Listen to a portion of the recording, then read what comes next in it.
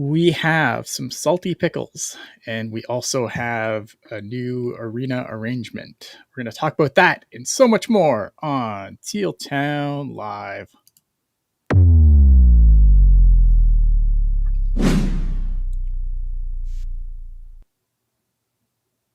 But of course, if you want to be part of the show, hit us up in the super chat, whatever. Leave a comment, like, subscribe, do the YouTube things. It's August, man. We're not spending too long on this screen. It's me. It's AJ. How have you been, AJ? I haven't talked to you in a minute. I've been all right. It's been a fun summer so far. Very busy August so far, man. We've had stuff going every weekend. Went to the Giants game yesterday, and week before that was a concert and football game. So yeah, lots of stuff going on. Lots of non-hockey stuff going on. It's been nice to get away from it for a minute. Yeah, I've kind of checked out a little bit. We just got back not the week that just passed, but the week previous. We went on vacation with the family. That was fun. Did a bunch of stuff. Went to Ottawa. Went to Montreal. That was pretty cool. But aside from that, I mean, pretty quiet on the Sharks front until this Vlasic thing comes up suddenly. Yeah, that kind of came out of nowhere. Hello to the chat. Thanks for hanging out with us on August 17th when God, man, yeah. If you're still hanging out with us on the 17th of August, you are the real hero. You are dying for hockey content. You are dying for hockey, and we'll do our best. So let's start with this Vlasic thing, because I think it was an interesting situation. I think so. Obviously, for those that don't know, I don't know how you don't know at this point, but Marc-Edouard Vlasic got bought out earlier in the summer. And a lot of talk at the time was like, well, did he march into Greer's office and say, get me the hell out of here? Apparently not. I know that was like one of the big things that he was like, oh, he's probably just sick of being on a losing team and he wanted out. I'm like, okay, maybe. But he basically says, I'm going to kind of just run through it here. He said that at his year-end interview, and this is I'm going to paraphrase because I'm bad at reading online. They told him that he played well, especially defensively. I mean, I guess so. It's a low fucking bar last year, buddy. It's true. Yeah, it's true. And they liked that he was a good mentor to the younger players. They told me that they wanted to do it next year. So when I left, he thought he'd be back. And then he continued, obviously, I'm still living in San Jose. It would have been honest of them to tell me right after the season, hey, by the way, we may buy out your contract, so prepare your house. Instead, they did it on June 30th. Now I have a lot of things to think about. Initial thoughts. Well, I mean, when that exit interview happened, I mean, we're talking April, and at that time, if you want to play devil's advocate, at that time, maybe that is where they were at. But after a month or so of whatever, after they looked around and said, wait a minute, we might have some options here, whether it's going after Orlov or Leddy or any of the other 1,500 people that they brought in during this offseason. Maybe at that moment they were being honest with Vlasic. Yeah. And then just other opportunities became available and they decided. I mean, when Eric and I did the Vlasic show, when this came down that he was getting bought out, I remember very much kind of being, why bother at this point? I mean, Me too. It's like, just get the money off the books. Let him be the seventh defenseman, but let him be that mentor, whatever. Why prolong it? But if this is how the Sharks want to roll, that's fine. I don't know that they were dishonest to Vlasic in that regard. I think maybe at that moment, that's what they thought was going to happen, and then things changed. Yeah, I agree. I mean, look, I agree with you off the one thing, like especially when we were talking, we did the free agent show and we're like, oh man, they got to hit the floor. That would have been a lot eeasier with Marc-Edouard Vlasic on the books, wouldn't it have been? They're another team that needs to make that. Yeah. So, I mean, from that perspective, and plus, like, you turned a 1-year problem into a 2-year problem. Now, for the Sharks, it's not really a problem because again, this buyout is not going to hurt them or stop them from being competitive or spending money. Tons of cap space, and cap's going up. Exactly. So, I mean, grand scheme of things, this year, next year, it doesn't really matter when he comes off the books. It's fine either way. I do like how the chat is turning into like a real estate conversation. It's a seller's market. No, it's not. But Sharks Last asking, do you think Vlasic will get picked up by another NHL team? Do you think he'd play in another league to keep playing? Yeah, I mean, based on his Vlasic mad. Yeah, he seems a little tilted.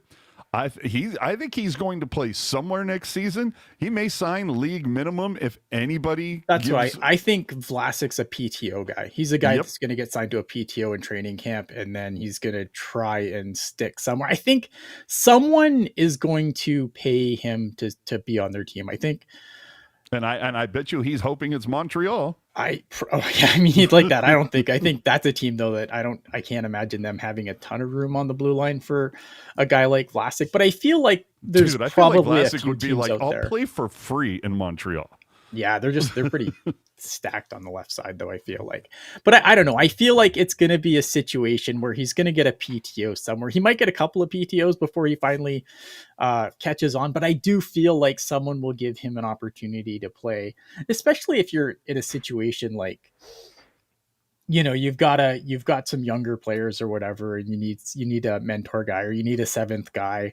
Like, you could do a lot worse for a seventh guy than Marc-Edouard Vlasic at this point. Like, he's not the player that he was previously, obviously. I think we all know that his best days are very much behind him, but I still think like someone will find a spot for him, because I still, you know, he's played so many games in this league, and I don't think he's played himself out of it per se. I know Sharks fans are pretty critical of him at this point. And again, like, you know, he got his big deal and then his play kind of fell off a cliff, which is unfortunate. But I will always die on the hill that, to me, that was payback for all those years where they were getting him for a song. Yeah. Oh, absolutely. You know, if you stretch it across, he was paid consistently. It was just that he was underpaid at his best and overpaid at his worst. Yeah. But it all shakes out in the end. Yeah. Except for maybe these last couple of years. Right. So I think, you know, I think that, well, I've been really critical of Marc-Edouard Vlasic's play too, but I think on this, I think someone's going to give him an opportunity, because they're going to look at what this team has been for the past 5 years. And, you know, I think someone will be like, well, you know, is there something better here than what he showed in the past 5 years on these admittedly terrible fucking teams? Yeah. Well, and we're all biding our time, right? Until Dickinson, Cagnoni, Polkamp can, you know, jump in. Yeah. So it is what it is. But, you know, I'm going to give Greer and company the benefit of the doubt in this one, just because of how you've seen them treat other long-time big-name Sharks over the last couple of seasons, whether it was getting Burns or Meyer or Erik Karlsson where they wanted to be. I would say I think they've acted gentlemanly in this regard. I don't think that they, you know, screwed Vlasic on purpose. I think it was when they told him business. that. Yeah, when they told him that in April, that is what they thought, and sometimes things change. You know? Yeah, I agree with that, because I think, you know, a lot of, you know, it's funny because like we've had a lot of like minor trades and stuff this summer, and the one comment that everyone always made, well, you know, you got to do right by the player. But and then this Vlasic stuff breaks, like, do we have to do right by the player? Do we? I don't know. And I almost feel like, I mean, they probably did. Let's be honest. Yeah. You know, keeping him as long as they like, there was a lot of people pushing him to get bought out 2 years ago. You know? Yeah. So they still kept your ass around. So I don't know what else you want, buddy. Yeah, I don't know. But either way, a nice home in Willow Glen, probably not going to stay on the market too long. Like, I think you'll be okay, Chief. Yeah. You know, like maybe if he's just kind of like, well, houses sell most in the summer, and that would have been nice, and what you'll be fine, bro. Yeah, and I agree with Marty. Like Marty saying, Vlasic's contract was doing right by him. He still gets paid, and it's true. He's getting his money. Like he's going to get his money, and he's probably going to get a PTO. He'll play somewhere if he wants to play. I feel like he's going to end up getting an opportunity to play somewhere. Well, and if memory serves, Chief's about to be a new pappy for the first time. That is my understanding of it. Yeah. So, I mean, hey, enjoy being a dad, man. It's true. Yeah. Anyway, I don't. What do you want to hit next? I guess let's talk about. I'm going to let you break down this arena thing because obviously I'm not local, so this is the one part of the show where I don't really have a ton to offer. But I will break down what we do know. The Sharks obviously are going to remain in SAP Center until 2051. Requires the hockey to be conducted in San Jose. I like how it's printed like that. Hockey must be conducted in San Jose. If the hockey agreement is modified to allow operations outside of San Jose, the Sharks will be subject to a financial penalty substantially equal to the outstanding principal and interest to the city's debt service. The amount fluctuates over the term of the agreement according to the payment schedule. The arena will undergo a $425 million renovation to extend the useful life of the city-owned facility.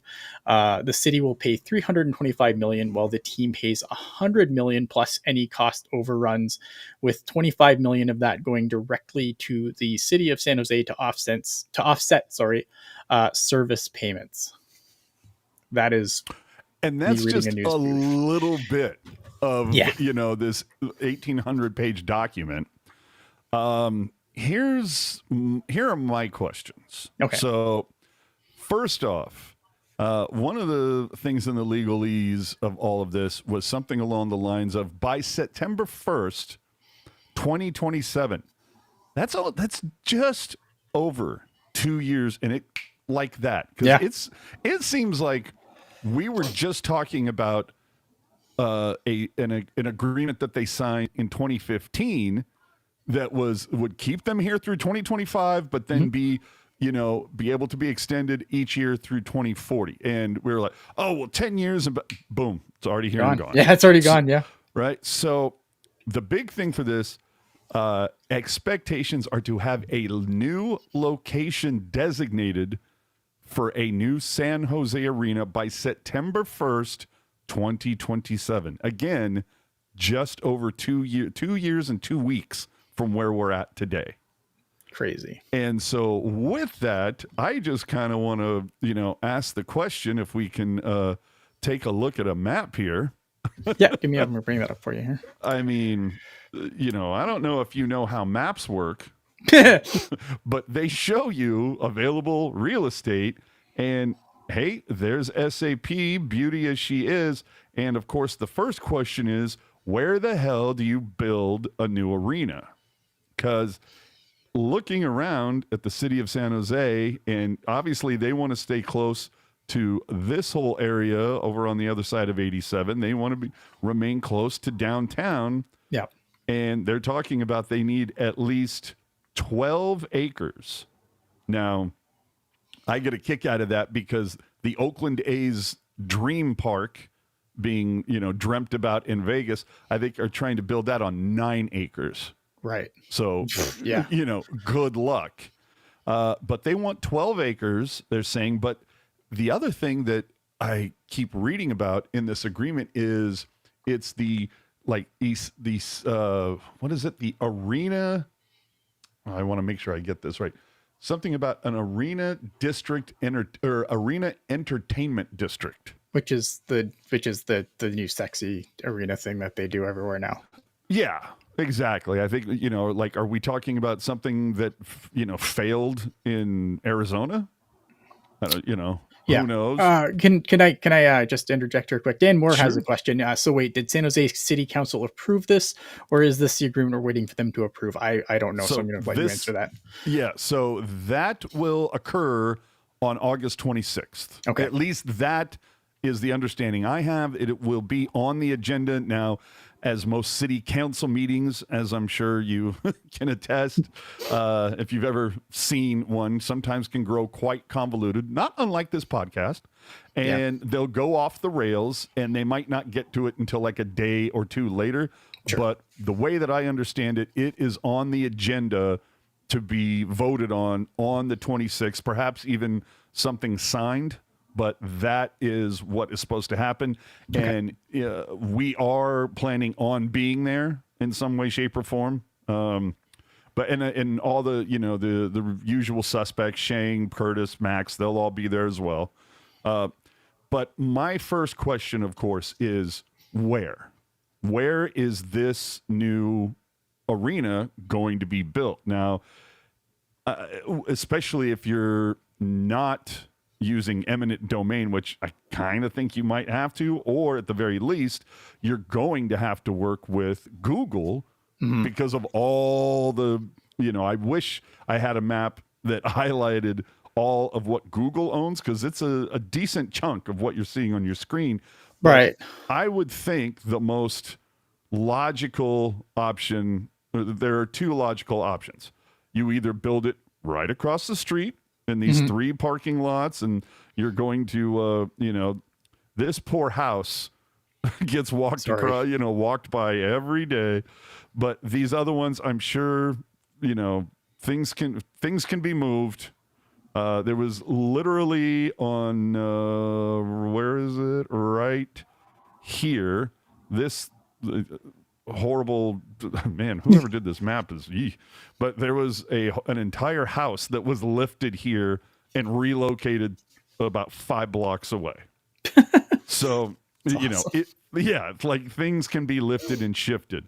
So, but I would say that the most obvious, it would be directly across Santa Clara Street, or there, if I remember correctly, in the memorandum and with this legal mumbo jumbo, is that right back here behind the tank, the Sharks control these 2 parcels of land.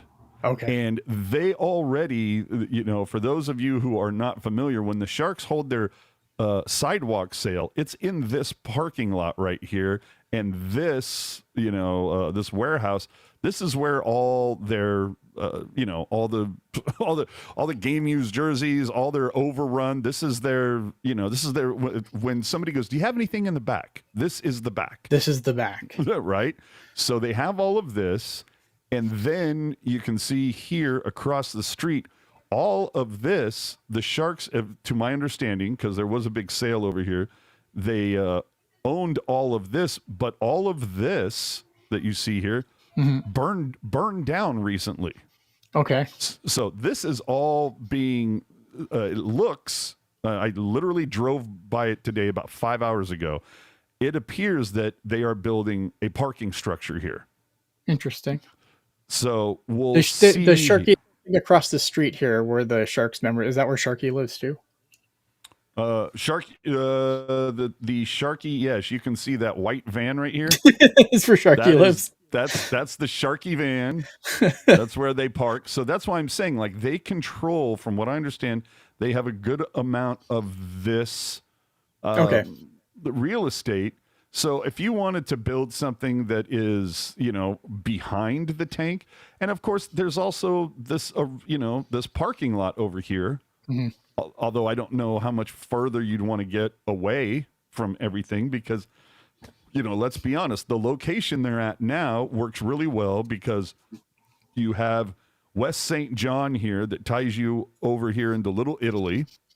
But beyond that, it takes you over here to the San Pedro Market Square, and that they're even renaming this. They're going to paint like a teal walkway along St. John that comes around here, that goes through here.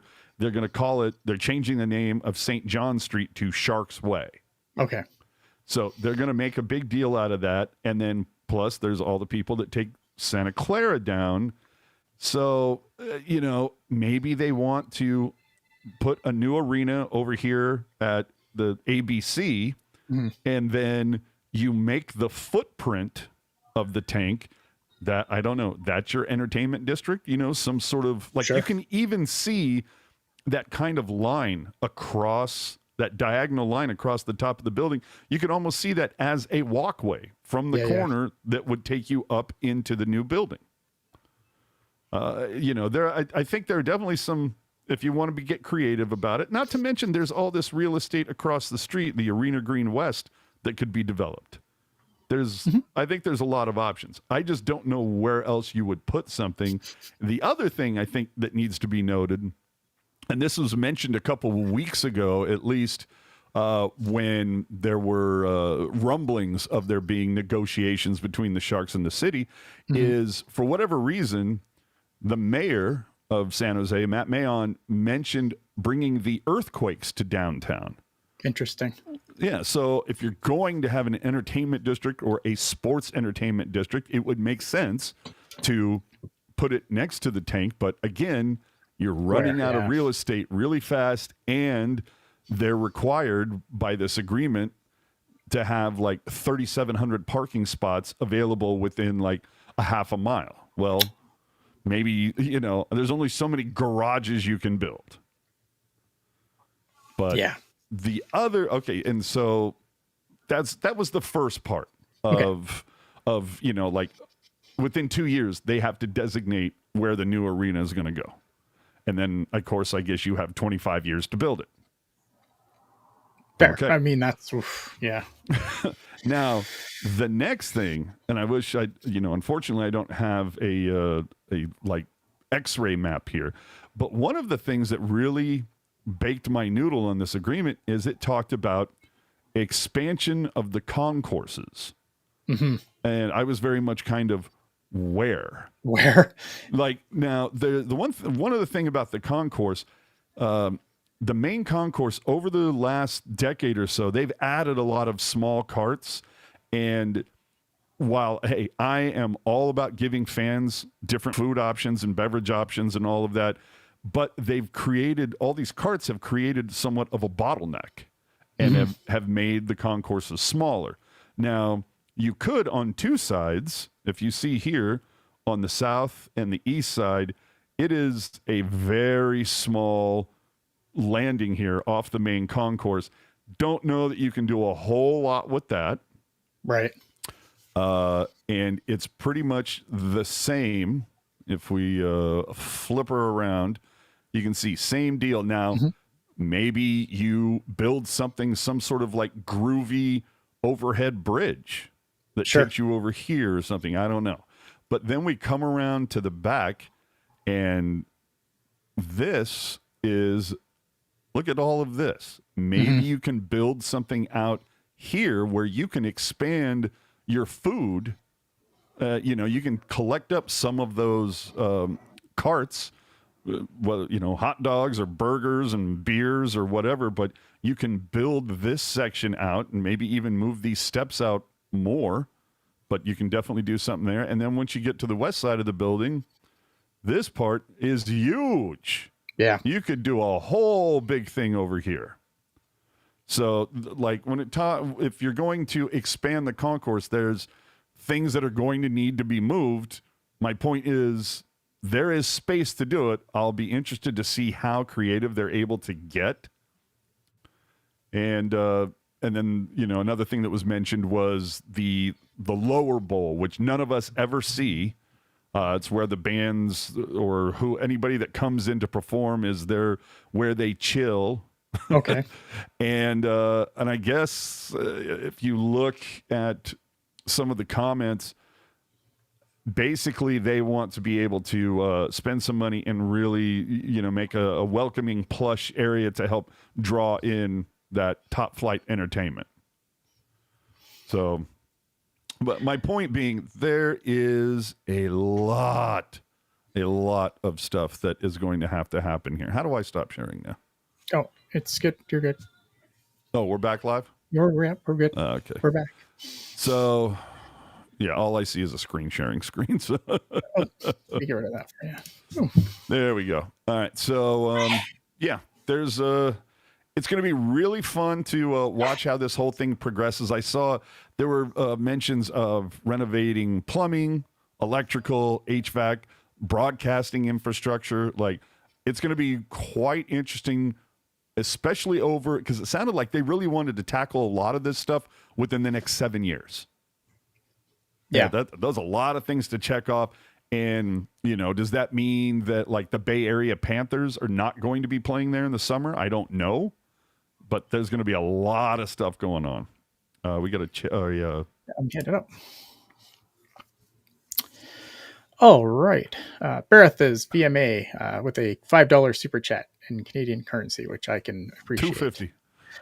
Missed the opener, but wanted to say Vlasic doesn't seem like a self-aware individual. In recent years, he always came off as pissy about the team. Vlasic's just a pissy guy, I think. He always I has agree. kind of been, if we're honest. I feel like if we're being honest, Vlasic's always kind of been a pissy guy. He really has. And sometimes to his credit, especially on social media, sometimes to his detriment, but there's definitely been some times where he when you want an honest opinion, Vlasic is a guy that you can go to. Yeah. He definitely had some things to say about Team Canada and Olympics participation. He's, the guy has he's got something to say. But back to the arena here for a minute. Again, let's find out where are they going to do an announcement of this is where the next arena is going to go and all of that? Can I ask a question? Yeah. Since you're a local guy, I'm not, obviously. How has this gone over? Like the idea of a new arena, like how would that go over with the locals, especially for a team that cannot get talked about unless it's assholes on YouTube? I think it'll be fine. I think, for the locals, especially the ones like myself who have been here since the arena opened. Sure. Who were here before, like it was even voted on. It brought so much to downtown that if you're going to bring a new one down, sure. If only the only thing that I kind of wonder about is, and rightly so, is it going to be like, oh my God, a new building, all these new amenities, the ticket that I'm paying $48 for, what's it going to be? You got to, that cost is going to get paid for somehow. And, it always goes to the fans. And I want to know how the Google Downtown West project factors into all of this.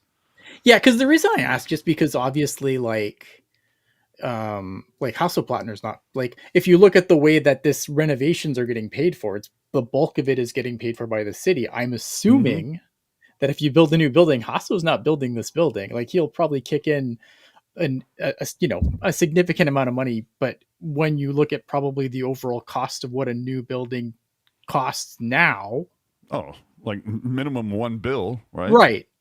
And so when you look at that, like, how welcome to the Googleplex. Yeah.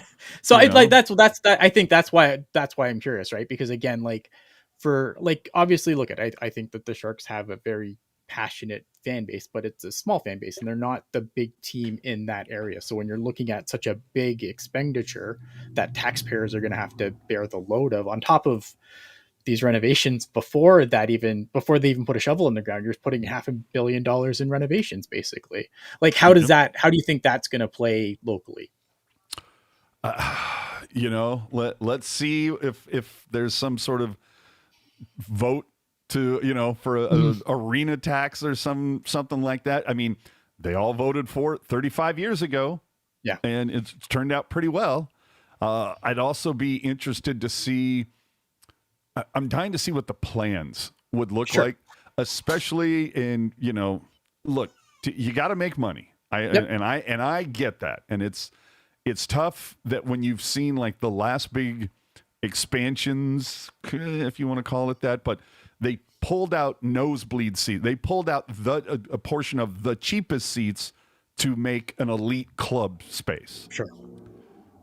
If you're somebody who had those cheap seats, and you loved them, you might be a little upset, and rightly so.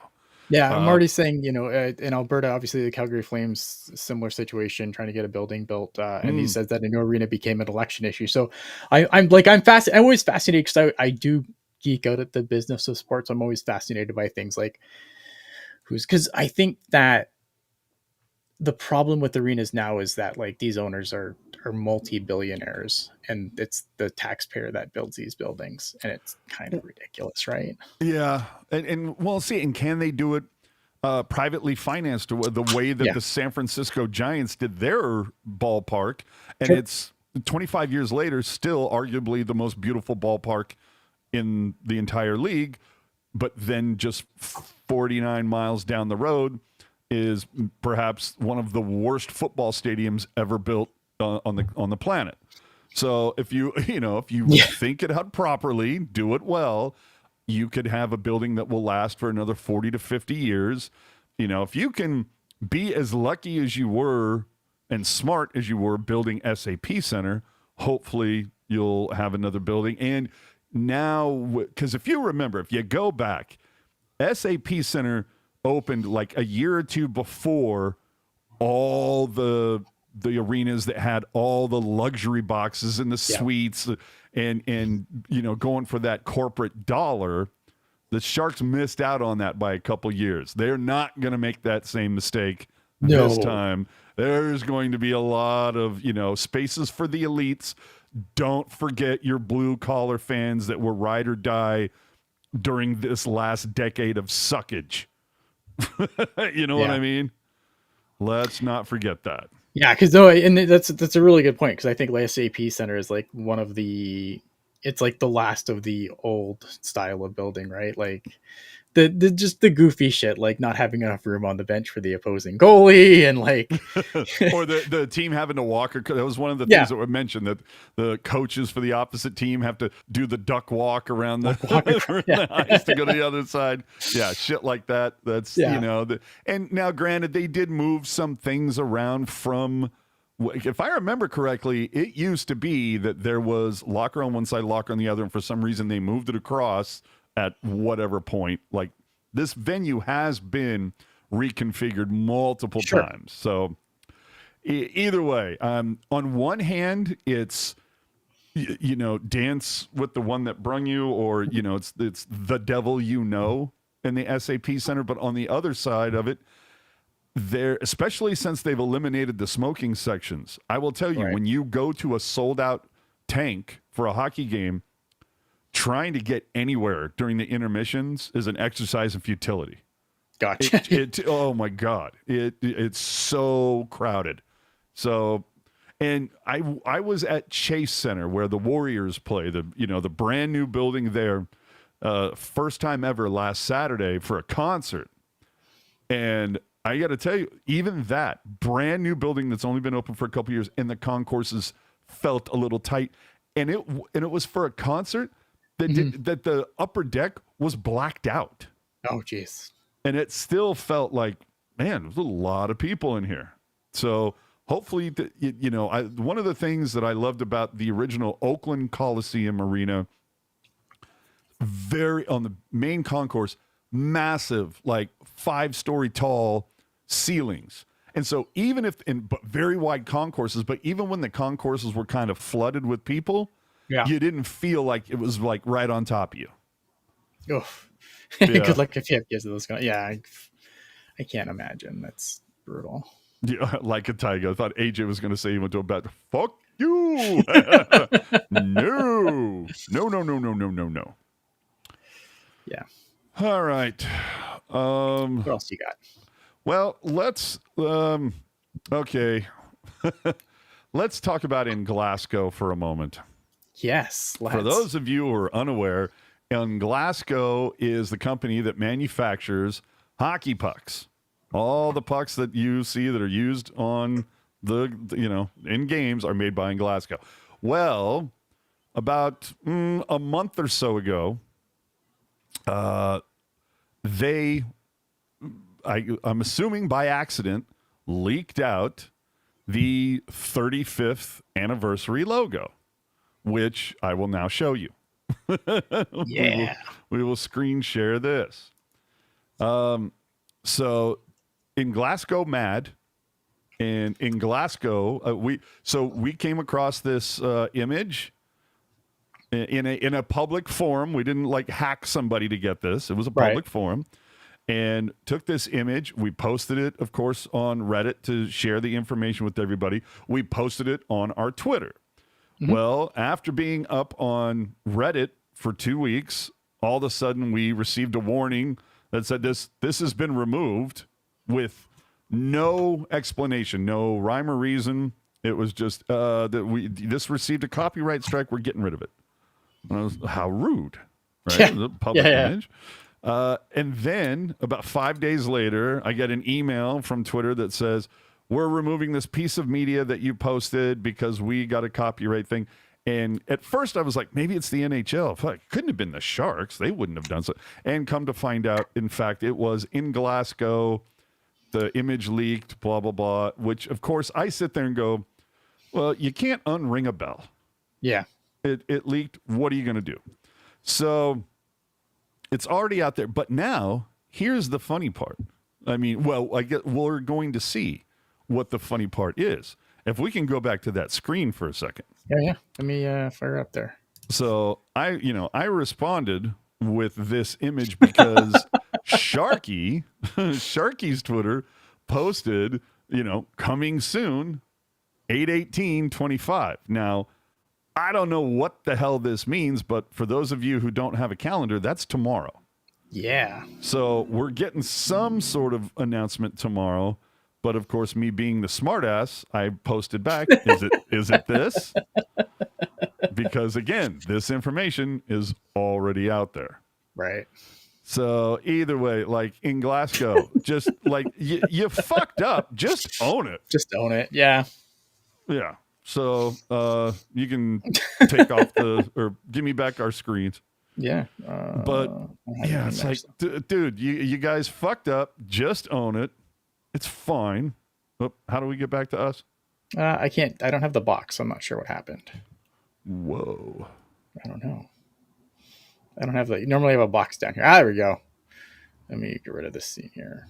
Get rid of all this stuff. Yeah, go away. Oh, okay, good. What? I don't know. We should be back. Are we back? Okay, let me see. Exit screen share. There we go. All right.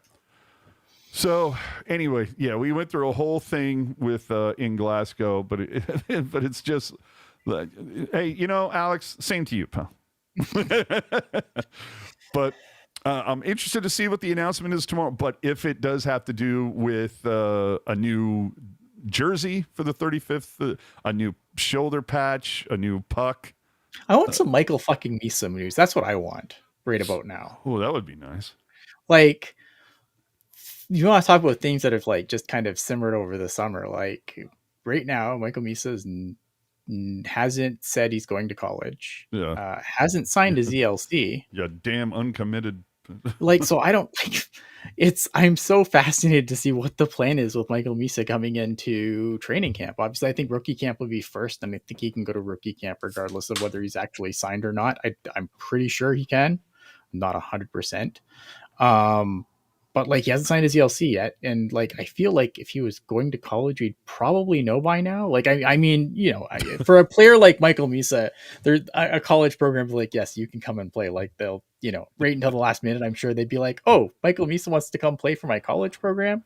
Like, yes, we have a spot for you. Maybe that's what the Sharky tweet is about. Tomorrow is the Misa extension. Tomorrow is the Misa day, man. I need some Michael Misa news because it's like the one thing that's kind of simmered over the summer, and it's driving me crazy because like, get her done. It'd be like, okay, like like if he had committed to an NCAA school, great. Like then we know, and okay, he's gonna play NCAA next year. But right now we don't know fuck all, and at this rate, like like a Tiger saying Misa surely gets the Will Smith treatment. Probably, but like then sign your ELC. Yeah, like get her done, dude. What are we waiting on? Why is this ELC not signed yet? So I don't know. I mean, like, yeah, does he get the Will? He could, but I feel like if this plan is also to give Sam Dickinson the same treatment, like that's a lot of guys that you don't think are going to draw into the lineup every night. I don't know. It's true, Dad. I don't know. It's so that's what I want. I want some Michael Misa news. God damn it. See, and to be quite honest, aside from that, like if it was basically radio silence from here for a month out till the start of camp, I'm fine with that. Yeah, You yeah. know, Oh, I'm enjoying the off season. It's fine. sure. I mean, it doesn't really change. All that signing his ELC would do is say for sure, he's not going to college. Yeah. It doesn't really settle anything else, right? It doesn't say Which that way are he's you gonna leaning? Do you think? Do you have a lean one way or the other that you think is going to happen? I I really don't. I feel like the Sharks said like earlier on, like they want to give him every opportunity to make the team, but I don't know how you do that because like once the rookie face off whatever is over, right? Like that's real training camp. You don't go to training camp without a contract. Yeah. So how do you make the team if you haven't signed an ELC? Okay. Oh, wait a minute. Hold on. What? Sharks left. Sharky shared a reel about a half hour ago. It's water and a picture of underwear with hearts on it. And it mentioned 18 underwear with hearts. What the fuck are we doing here? I don't know. Hold on. I got to sit. Reel. That's Instagram? Is that what we're talking about? Instagram, I believe so. I don't know. I've lost count of everything. Sharky, my dude, what are you doing here? What are you doing? Oh, no, that ain't it. Let's see this. If I can find. Okay, official Sharky. Coming soon. And what's with the. Oh, the eyeball. Okay, cute. Oh, I'm not getting. Oh, wait a minute. What the. Underwear with. I don't even get this. Okay, now I'm going to say, like, now I don't even, like, now tomorrow I feel like is going to be so boring. Whatever he announces, I'm like, it ain't going to be the logo. It ain't, like, I have no idea what the hell that means. Sharky's launching an underwear line, maybe? I don't know. Yeah, like, did he sign, like, some sort of collab with PSD or something? Like, what are we doing? 9 a.m. Okay, well, so noon tomorrow. When I'm on lunch, I will have to check it out and see what happened. Okay. And with that, let's move on to the last thing and get out of here. Yeah. Look, I don't know. John Scott was nice enough, hell of a nice fellow, nice enough to join us on here whenever it was, like 5 years ago. Totally does not have a high opinion of Adam Burrish, if you listen to that show. But I think once in a while, John Scott, I'm not saying the guy doesn't have contacts and know people. Of course, he was in the league. He knows. But I do think sometimes he'll let something slip, maybe on purpose, or he'll kind of say something that is benign but might be taken a different way. Sure. You know, like I don't know how much he's playing 4D chess, but either way, he, I guess, recently did a thing with Eklund, and during the discussion with Eklund, he said something to the effect of, you know, that what else is going on except for, let me see. So what happens this year when I come to San Jose, which I will, because I think Pavs is getting his jersey retired, so I'll be there. And then it got to the point where later Shang said, hey, I've reached out, I've checked my sources or whatever, can say with 100% certainty Pavelski's number is not getting retired. And the smartass in me was going, yeah, I didn't need sources to be 100% certain that was not happening. Like and of course that comment allowed everybody to manufacture an article. I mean, it was great. Yeah. You know, good for you, John. You gave all these people opportunity to create some content off of your little sentence. But as soon as I heard that, I went, oh, fuck, why? Like, how many times are we going to, like, use critical thinking? How many times are we going to go over this? Now, would it benefit the Sharks to create a ring of honor? 100%. Yes, it would perhaps stop all this. Now, question one is, where do you put it? Because those banners that have 19 and 12 hanging in the rafters, when concerts come to town and monster truck stuff and all that shit comes down, gets put away. Mm-hmm. And then when a hockey thing comes back, whoop, they put it all back up. A ring of honor, the Sharks, they keep that building autonomous.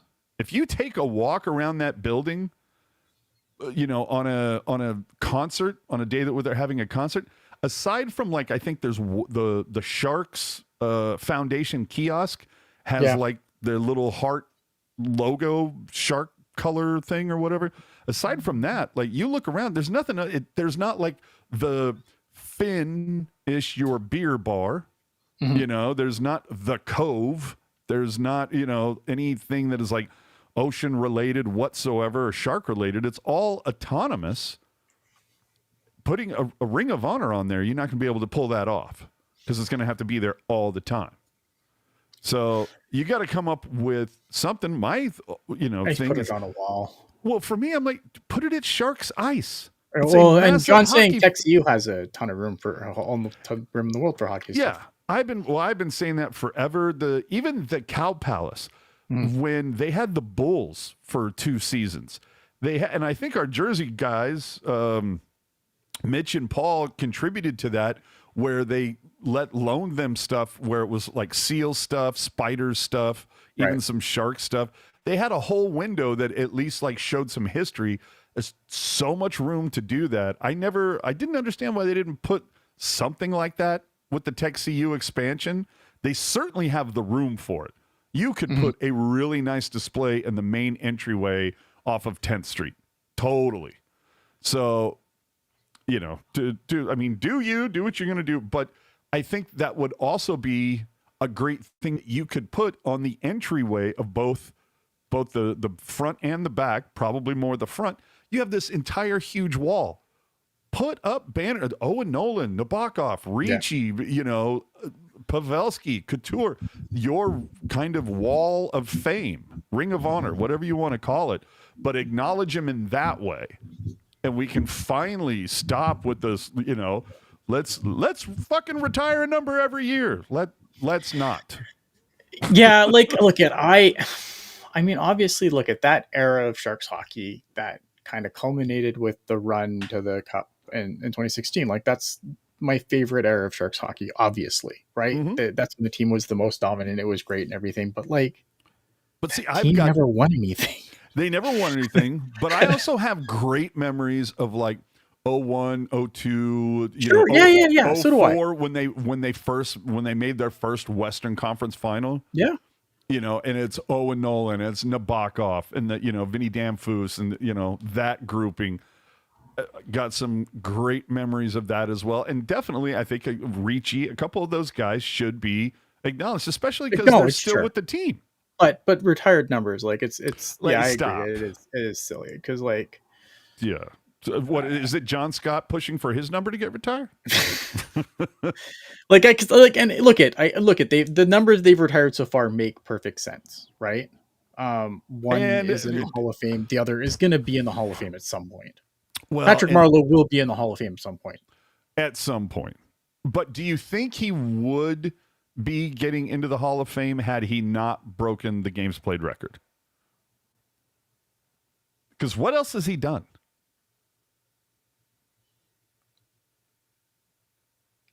I mean, he's got enough points, I think, to be in the Hall of Fame.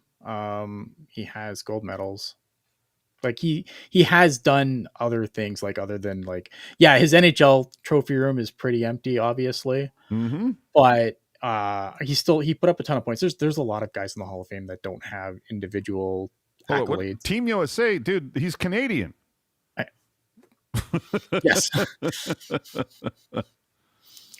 So, and I love John Scott. Don't get it twisted, Marty. But I think there was, if he doesn't break the Gordie Howe record, I don't know if he's going, I agree with you. I think he will eventually get to the Hall. I mean, look how long they made Roenick wait. But yeah, I think he'll get there, but I think him... But Patrick Marleau is way less problematic than Jeremy Roenick. Oh, sure. Absolutely. But, the other thing, though, that I don't think enough people mention, I think, and maybe I'm talking out of my ass, I think that one of the reasons why Thornton didn't... I think Thornton could have found a team to play one more year. Sure. If he really wanted to. But had he done that, in all likelihood, he would have broken Marlowe's games played record because he was right behind him.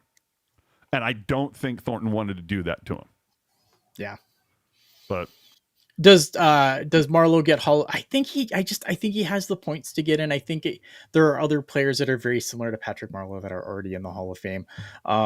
Does playing in Toronto help? Of course it does. But I think he didn't do anything in Toronto though, really, right? Like, it makes it so they remember what his name is.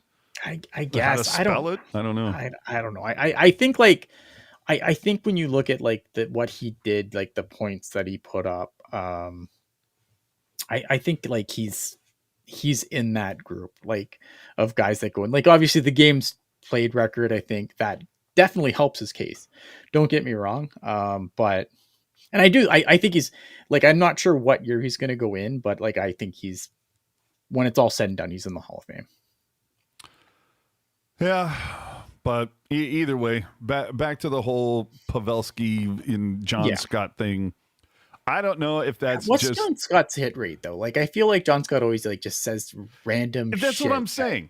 He said some he said some shit like a year ago. Something I forget that he was going to be in San Jose for something, and it's but I can't say too much about it. And it ended up being nothing. Right. Yeah. So that's So when I heard this. And then I see, Max and Pishelka and Shang all writing articles. I'm just face palming going, come on. Like, I understand you guys, and we're sitting here talking about it. So it generates content. Sure. Yeah. I mean, we are definitely in the aggregation life circle, like the circle of aggregation life. We are definitely a part of it. And I hate it. I read all of that and I was just like, can we stop? Can we just stop? Like, I rather would have seen those articles been like, John Scott says that he thinks Pav's number is getting retired. John Scott is wrong. There you go. That's, that's the fucking tweet. It doesn't need to be an article. It doesn't need to be a podcast. That's the tweet. John Scott is wrong. John Scott is wrong. That's the tweet. Like, I love Joe Pavelski, but I don't like, I just love Joe Pavelski. If you retire Joe Pavelski, like, where does it end? Exactly. It is the first domino that you'll never stop. That's if you put Pavelski in there, you got it. Then Couture is going to be next. Couture's got to be next, and don't even wait until he files his fucking papers. Do it now. Yeah. And then it'll be like they did with Thornton and Marlowe. Like it was Thornton and Marlowe. Should they go in together? Should it be separate? Or what? And then it'll be Pavelski and Couture. Should they go in together? But like, stop. Enough with this critical thinking, people. There's no, and oh my god, we got to retire Vlasic's number. Then we got to retire. But then the hero that comes out and goes, "What did I see? I was laughing so hard." No, the Sharks won't retire his number because he what he did in Dallas was even better. And I'm going, okay, some people, social media needs to be a privilege, not a right. Marty, I mean, and maybe Marty's right. Like, I just always assume he's trolling. That's the kind of guy he is. And maybe I haven't, like, I don't listen to John Scott's podcast, so I don't have any context here. I just have like the aggregation superpowers. Michael first it's Pavs, next it's Nietos. Right, no, but and then and this is even better. Retires his own number as a power move. But it's just the fact that we've been like since Pavelski called it a career. Mm-hmm. This has been a topic that has come up like every 3 weeks. In Reddit or whatever. And then here comes John Scott. After this fire has been pissed out time and time and again, here comes John Scott with a fucking, gallon of gasoline saying, I got you, boys. I got you. He's going in. My guy. Oh, like, can we not? My guy.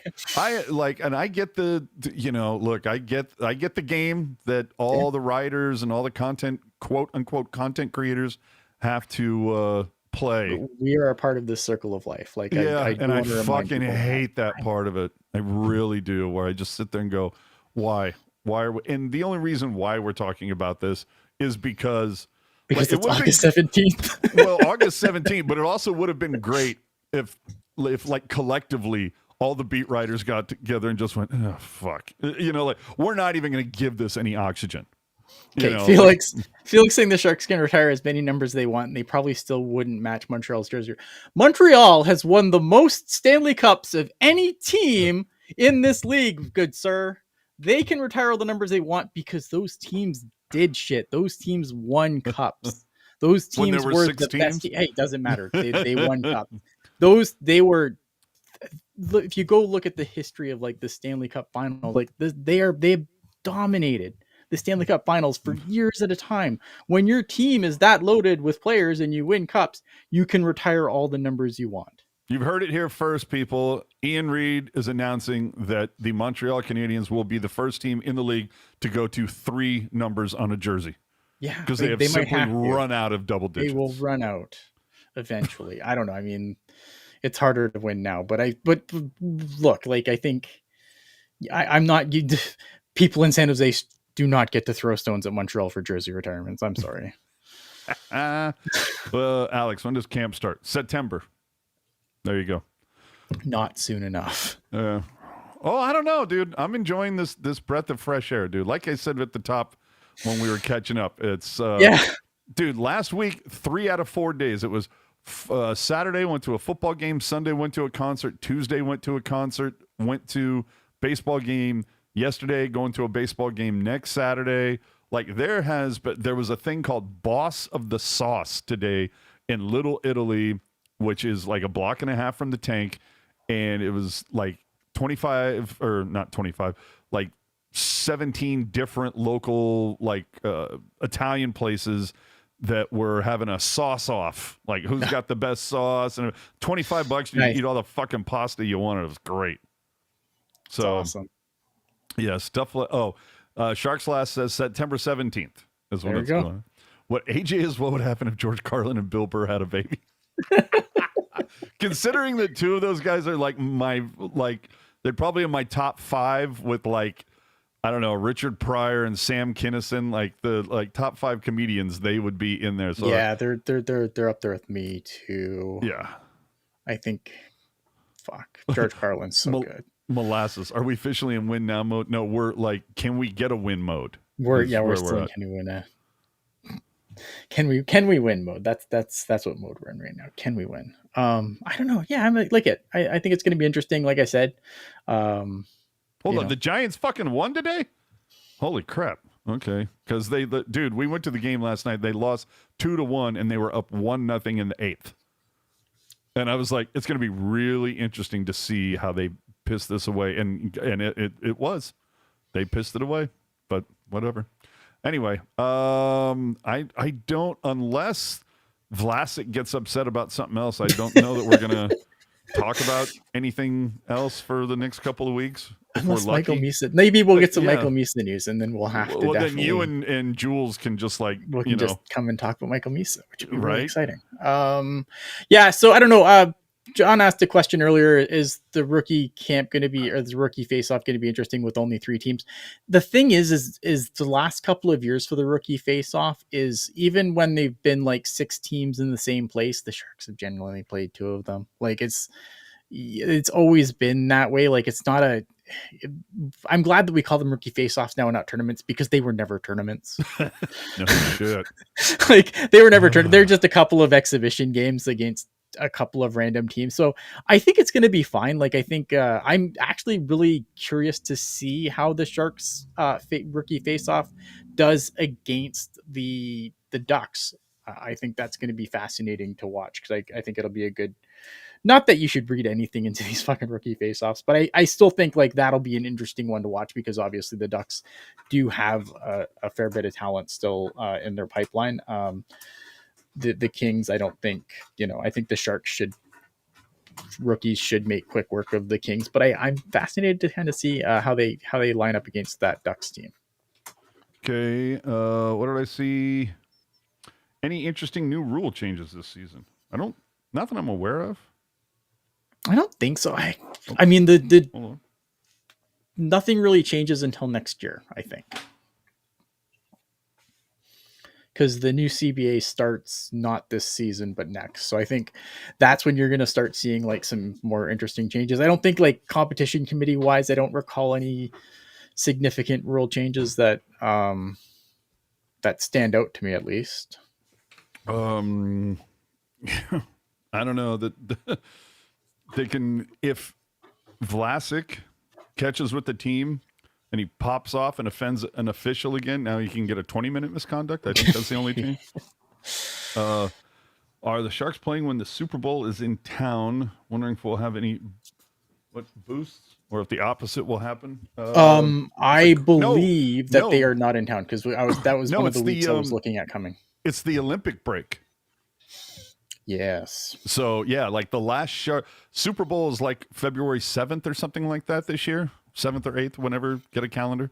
And I believe the last Sharks game is like February 2nd, and then they don't play until like the 21st or something.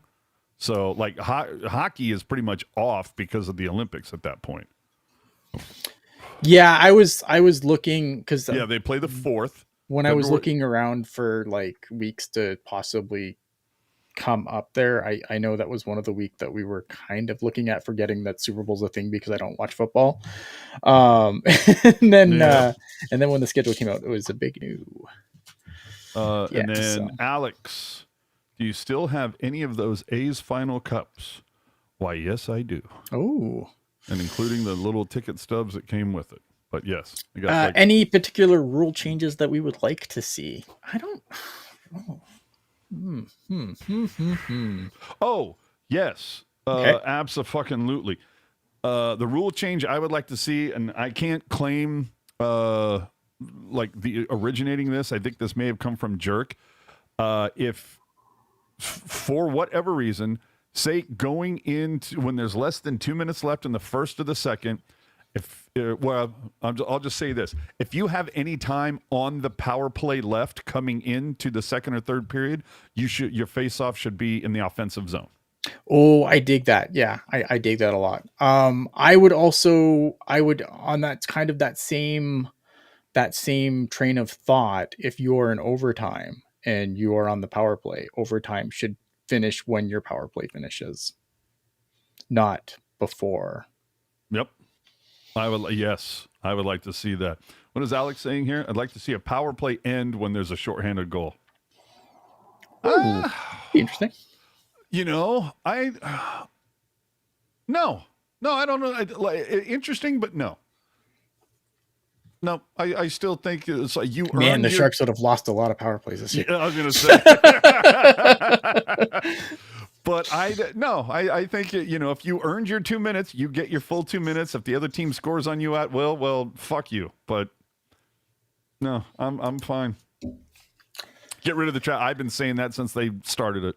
Yeah, you know what? The trapezoid, like, it's annoying when like one player or a couple of players like are so good that they have to make a rule to just punish those players specifically, because that rule's for Marty Broder and Marty Turco. Like, exactly. Other than that, like, I don't know. I'm with you. I think it's one of those things that have been there for so long now that I don't think you're ever getting that toothpaste back in the tube. But yeah, I'm over the trapezoid. I think that it's, I hate it. I used to love it when you'd get somebody, whether it was like a Brodeur or a Waugh or somebody that actually, was decent could be a goalie, but was pretty, they could fucking feed the rush the other way if they played it right. Like, they were smart guys, but then players like Turco fucking ruined it, because they'd come out and do something really stupid, where I feel like the coaches and the owners got together and said, okay, we need to come up with a rule to stop thinking that goalies can play a puck. Yeah. Get rid of the penalty for puck over glass. I don't know if I want to see it gotten rid of. I would like to see discretion added. Like, I would like the refs to be able to be like, well, this was clearly on purpose. This was not. And I understand that this is why this rule works, is it's black and white. But I want to see an official come on and just go, after review, we determined that he didn't really mean to do it. Right. Yeah, I don't know, man. Here's the thing, though, right? Now, before this rule came in, the last fucking 3 minutes of a game took a half an hour. Oh, it was like basketball. Because every time the puck was in the defensive zone, the defenseman just threw it over the boards, got a face off, and then tried again to get it out of the zone. And I think that if you took that rule out, I just feel like the last 3 minutes of a hockey game will take forever. Yeah. No, I because like guys that. will just keep throwing the puck out and throwing the puck out and throwing the puck out. Okay, I love Chris's comment here. So, can we get AJ doing a new rules bit a la Bill Maher? If I had the time to fucking write that and and like make sure it was well produced, and I would absolutely do that because I love those segments. That's what I look forward to every week. At the end of Bill Maher, even when because he's had some really shitty guests of late, and the new rules segment has made up the vast majority of making that show good lately. But I would absolutely do that if I could. Alexander asking, am I of the few people who preferred seeing white jerseys at home and colored on the road? Oh my I God. like Here the we fact go. that you know what though, like there is something to be said for home whites, but I just think we're just nostalgic for it because it's been gone. Like I like the fact that you wear your color at home, like your team teal, Yep. so you wear your teal at home, man. I don't know. That's to me, like I am a guy who grew up with home whites, and I do think that like sometimes the white jerseys are. For some teams, the white jerseys are the better ones, but for the vast majority, it's the colored jerseys that are the better ones. And don't you want to wear those like at home with your fans? Like, I don't know. Yeah, you rep your color at home. Yeah. That's the way it goes in football. Now, granted, a lot fewer games in football, but and maybe you kind of go the way of the AHL and you flip it, flip the switch mid-season. I don't think you do that. Like maybe Sorry. you designate how many home games you get. 41, right? Yes. If I designate 8 of them, like one a month. Throwback Thursday or whatever. Instead of what they used to have Authentic Fan Thursday or whatever, where every Thursday home game they would, they play in their alternate jersey, their black jersey, Yeah. or whatever. Designate if there's 5 Sunday games this year. Okay, on those Sunday games, you do it where you flip, then you wear white. But, like I can understand doing like 5 or 6 games a year doing it, but I wouldn't want to go back to it, back on a regular basis. Felix, are we tired of video reviews? Yeah, but that toothpaste is never going back in the tube. But you could put a clock on it. I agree. Like I 90 think seconds. If you haven't I figured would it out like by to then, fuck it. see. Yeah, I would like to see them just like take less time. I know the NHL's really big on getting the call right, and I admire that. But I feel like the problem is now the refs are too afraid to make a call. Like they're just like, now you have situations where they just call a major penalty just so they can go and look at it again instead of just making the call on the ice. And I hate that. Like, I hate that now we have to like, oh, well, that was a really nasty hit. Better call a 5-minute major and then go and look at it for 10 minutes to make sure that, and then sometimes it's not even 2-minute minor. And they're like, well, what are we doing here? Like that's the part that bugs me. I like Alex's comment. It's like, I'm team don't give a shit what color they wear at home. Skylar and Alex both with similar things saying ask her up with no trapezoid is danger. I don't disagree. Yeah. And that's the thing. That was the thing with the trapezoid, right? Like it was meant to punish a couple of goalies specifically. Marty Turco and Marty Brodeur specifically of that era were two really, really good. Like they were basically a third defenseman back there, the way that they could play the puck. But like not all goalies are like that. So I don't know, man. Dude, Chris, will there be line bets on someone throwing a green dildo on the ice? Now, be specific. Do you mean for NHL games or PW games? Oh, I don't think we want to see that, but no. What is this? AJ display? What? I don't understand what that means. I think it's supposed to be this may come as a surprise to you. Oh, this may come as a surprise to you, but you are getting old. You are honestly talking Dick Van Dyke or taking what? Taking dude, Dick Van Dyke. fuck it, dude, I'm old. What are you gonna do, man? Dude, man. and you know what? I saw Ozzy in concert. Fuck off. I saw the good bands at their height. Like I'm proud to be fucking a 53-year-old dude. I got no problems with it, man. I saw all the good fucking concerts. Yeah, you need glasses. Suck a dick. Kiss my ass.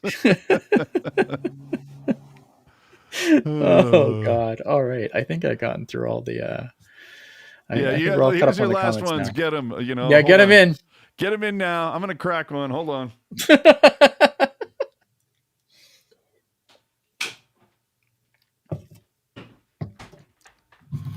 And Alex, if you wanted one of these Ace cups, let me know. I got you. I got a couple if you want them.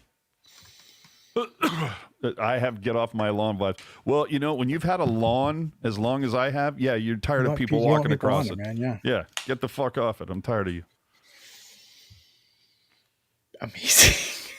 No, it's a couple of years ago. I might get a little tilted about somebody trying to play the age card with me, and now I'm like, I don't give a fuck. I have wisdom. I have knowledge. I was here. My dad was in the chat earlier talking Go comments.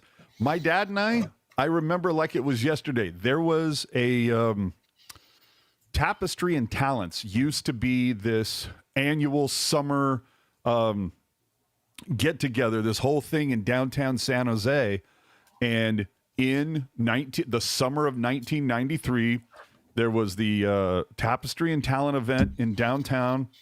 And one of the things that they were doing, they had people walking around saying, hey, the San Jose Arena, which is what it was known then, the San Jose Arena is having an open house if you want to come by and see what the place is going to be like. And we were like, hell yeah, let's walk over there and check it out. And went up into the upper bowl, sat in the front row of the upper bowl and checked it out. Oh man, it's going to be fun to watch concerts here and games and all of this. Because I grew up with the Cow Palace, which was a hole, and the Oakland Arena. So it was like, this was very cool. Oh, can you guys set up a phone number so I can leave you anonymous VMs like Brody does? No, that's a Brody thing. Yeah, that sounds like it would cost money. So, well, not only that, but I'm like, why you got to be anonymous, bro? Put your fucking name on it. Yeah. Like you can come in the chat. You don't have to even put your actual name. Just like your handle or whatever. Yeah, Felix or poking the bear here. DM me on Twitter. There you go. Felix poking the bear here a little bit. USA dominating international hockey lately. Thoughts, Ian? Let's see if they can keep it going. Right. I think that they've done well. Obviously, like the last two World Juniors, they've won, but it's like you got to do it consistently. And like I think, I was surprised they won Holenka. I'm not gonna lie. So congrats to them for that. But I think that the team that Canada is going to put at World Juniors, like we're going to see if we can do it 3 years in a row, because that's what you have to do, right? If you want to be great, you got to kind of win it a lot. Dude, who put a fucking target on my back today between Marty and Alex? What is going on? Do I think the Shark Tank was too small when it opened? No. Marty says, I have a lot of things to say to you, AJ. Okay, well, dude, I know how Discord works. Just fucking fire me a note on Twitter. I bet AJ still gets his yearly yellow pages on the front porch. I don't even think, dude, Can you even get that anymore? I haven't seen a new yellow pages since before COVID. Wow. So, I don't know. Were you around for COVID? Do you remember it, Alex? I remember delivering phone books as a child. Can you guys stop sending me cease and desist letters? I have nothing to do with that. That's Hawkeye. I like Chris here. Call the segment sliding into the DMs. Yeah, we like that. Yeah. No, look so Felix, going back to Team USA here. Fair, I agree. I was honestly surprised when I saw USA. Yeah, I was surprised they won Holenka because I thought Canada brought a really good team. I think that USA Hockey, like what they've done and how they've advanced their program, and I think it's all good. Obviously, I think being, I give Team USA their flowers a lot for how they've built their hockey program lately. But it's when an does issue Pavelski of, start coaching it? Yeah, I don't know, man. But like it's but we'll see. I don't know what dominate. Four Nations. I don't think Team USA won that. Remind me who won that again? Yeah, I know. Okay, so next year, the break, we're going to have the Olympics, right? That's right. Oh yeah. Well, there will be bets. I promise you. Oh sure. But the year after that, do we get another Four Nations thing or something? I think it's going to be every 2 years. So you're going to have a year break, and then you'll have the Four Nations, or you'll have a World Cup, because it won't be Four Nations. It'll actually be a World Cup. Okay. And then the 2 years after that, you'll get the Olympics. So every 2 years, you'll get a best on best, which I think is perfect. I think if you do it every year, it's too much. Well, but my question is kind of like, can we just not with the All-Star game? Can we just stop that? Yes, I agree, but I mean, it's not for us. It's for I get sponsors that, and for but children. I've said it before. I think one team in every division, or maybe two teams, whatever, or maybe they just have, okay, here's when we would have an all-star game, and whatever teams that they're building is available, whatever, you put together something, it can be done, whether you use a convention center or the actual arena, but you put together a big NHL fan fest Yeah, in every 100%. city. Fan fest weekend in every city. Forget the all-star game. And maybe you just have some of your alumni, you focus it on your team. So you have some of your alumni come in, maybe do some talks with, say, Owen Nolan does 45 minutes of chatting with Ruzanowski. Yeah. And you get some other guy, you get Jeff Friesen coming in here and doing 20 minutes with Randy Hahn or something. Do some shit like that. Make it really focused on your team. I think that would be, I'd be all down for buying a ticket for something like that, like a 3-day weekend. You could do a 3-day pass, come to all of that shit, make it real interactive as well. I'd much rather do Yeah, that. man, have a Chell tournament. Fucking right. Exactly. And rather than sitting around watching, because, dude, that all-star game here was whoever decided, yeah, let's start the Pacific team in the first round. And, oh, they're gone. And now they're done. Yeah, game over. And half the building exits. Yeah. So I would do something like that. Anyway. All right. There's nothing else to talk about, right? Let's get the hell out No, of here. I feel like we have dragged this on to the point of absurdity. Want me to come into Discord later and berate you, Marty? No problem. All right. In case you missed this or you want to watch this again, you can find this and everything else we do at tealtownusa.com. If you like this video and you're watching it after the fact and you think we got something wrong or just want to interact with us, leave us a comment. I read all the comments. I don't always respond, but I try to. Sometimes people will leave a comment and they've basically summed up what they wanted to say, and there's nothing really to add to it. So I'll hit the like button under it and it'll be cool. I'll like your comment, but like there's nothing to add. So I'm gonna be like, yes, I agree, just for the point of responding. But I do read them all.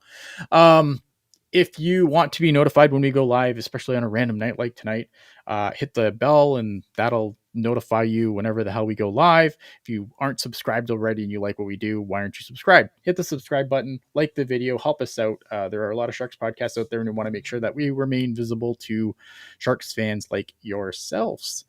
So that is it from me and AJ. We wish you a fantastic evening, and we will see you on the next one. Or in the court. Or in the court. Yeah, hit the Discord. Absolutely. Good night.